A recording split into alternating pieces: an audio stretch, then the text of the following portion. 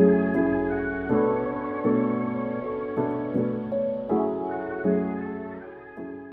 Guys, welcome back to my YouTube channel. അപ്പോൾ ഇന്ന് ഒരു സ്റ്റഡി വ്ളോഗായിട്ടാണ് ഞാൻ വന്നിട്ടുള്ളത്. ഇന്ന് ഫിസിക്സിലെ ലാസ്റ്റ് ചാപ്റ്റർ ആയിട്ടുള്ള മെക്കാനിക്കൽ അഡ്വാൻറ്റേജ് ഇൻ ആക്ഷൻ എന്നുള്ള ചാപ്റ്ററാണ് പഠിക്കാൻ പോകുന്നത്.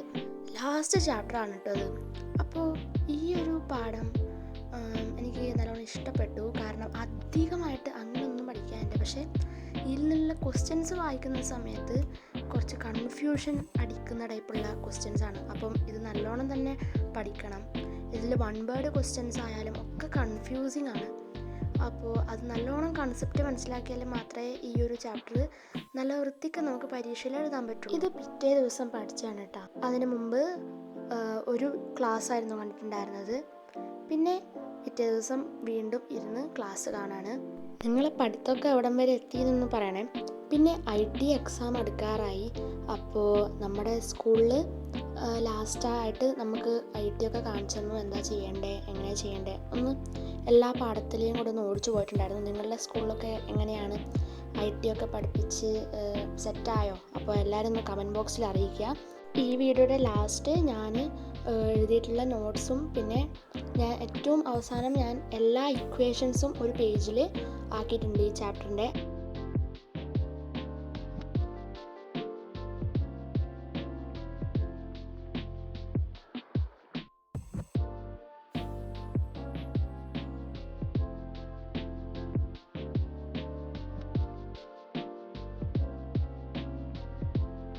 ഹലോ, അപ്പോൾ ഇതാണ് ഞാൻ എഴുതിയിട്ടുള്ള നോട്ട്.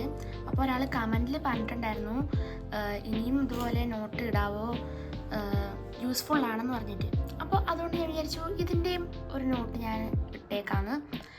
അപ്പോൾ ഈ ഒരു ചാപ്റ്ററിൽ നിന്ന് ഞാൻ പഠിച്ചത് ഇതൊക്കെയാണ് കേട്ടോ.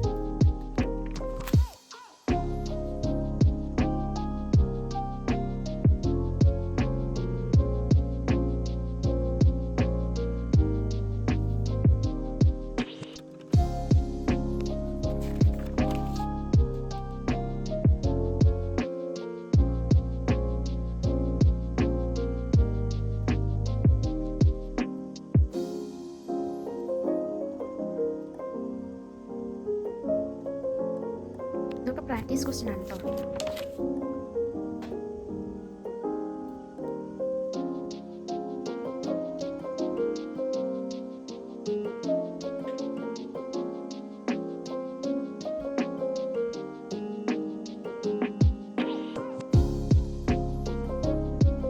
ഇതാണ് ഗൈസ് ഓൾ ഇക്വേഷൻസ് ആയിട്ട് ഞാൻ ഒരു പേജിൽ ഫുൾ ഉൾപ്പെടുത്തിയിട്ടുണ്ട്.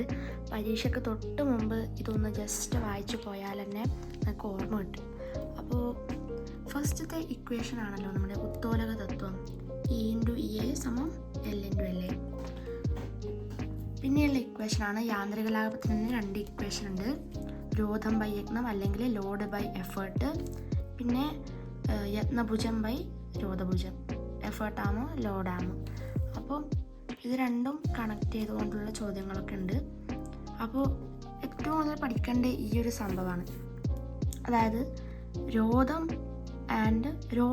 യത്നഭുജം, അതായത് രോധം കൂടുമ്പോഴും യാന്ത്രിക ലാഭം കൂടും, യത്നഭുജം കൂടുമ്പോഴും യാന്ത്രിക ലാഭം 1 കൂടുതലായിരിക്കും. അത് നിങ്ങൾ കണക്ട് ചെയ്ത് പഠിച്ചാൽ മതി. രോധം കൂടുമ്പോൾ യാന്ത്രിക ലാഭം 1 കൂടുതൽ, യത്നഭുജം കൂടുമ്പോൾ യാന്ത്രിക ലാഭം 1 കൂടുതൽ. അത് ഒരേ സെയിം തന്നെയാണ്. പിന്നെ യത്നം കൂടുമ്പോൾ യാന്ത്രിക ലാഭം ഒന്നിനേക്കാൾ കുറവായിരിക്കും. അതേപോലെ രോധഭുജം കൂടുമ്പോൾ യാന്ത്രിക ലാഭം ഒന്നിനേക്കാൾ കുറവായിരിക്കും. ഇത് രണ്ടും ഈക്വൽ ആകുമ്പോഴോ, അതായത് രോധവും യത്നവും ഈക്വൽ ആകുമ്പോൾ യാന്ത്രിക ലാഭം ഒന്നായിരിക്കും. അതേപോലെ തന്നെ യത്നഭുജവും രോധഭുജവും ഈക്വൽ ആകുമ്പോൾ യാന്ത്രിക ലാഭവും ഒന്നായിരിക്കും. അപ്പോൾ അത് കണക്ട് ചെയ്ത് പഠിച്ചാൽ ഈസിയാണ് ആ സംഭവം. പിന്നെ 3 ഇതുണ്ടല്ലോ, മറ്റേ 1-ാം വർഗം 2-ാം വർഗം 3-ാം വർഗം, അത് ഞാൻ ജസ്റ്റ് ഇടുന്നത് അറിയുന്നുള്ളൂ. അതായത് ഫൽക്രം നടുക്ക് വരുമ്പോൾ 1-ാം വർഗമായിരിക്കും. ലോഡ്, അതായത് രോധം നടുക്ക് വരുമ്പോൾ 2-ാം വർഗമായിരിക്കും. പിന്നെ എഫേർട്ട് അല്ലെങ്കിൽ യത്നം നടുക്ക് വരുമ്പോൾ അത് 3-ാം വർഗമായിരിക്കും. അത് ജസ്റ്റ് ഒന്ന് ഇവിടെ എഴുതി വെച്ചെന്നുള്ളൂ. പിന്നെ ഉറപ്പിച്ച കമ്പിയിലെ യാന്ത്രിക ലാഭം എപ്പോഴും ഒന്നായിരിക്കും. ചലിക്കുന്ന കപ്പിയിലെ യാന്ത്രിക ലാഭം എപ്പോഴും 2ആയിരിക്കും.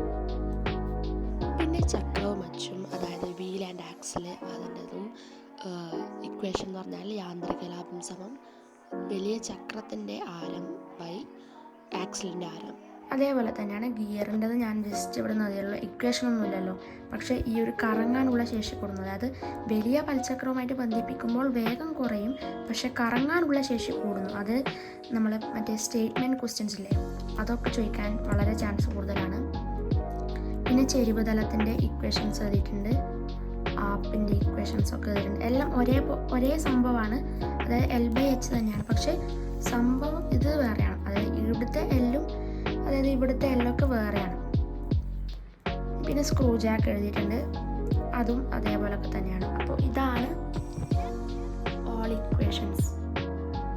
അപ്പോൾ ഇതെല്ലാവർക്കും യൂസ്ഫുൾ ആയെന്ന് വിചാരിക്കുന്നു.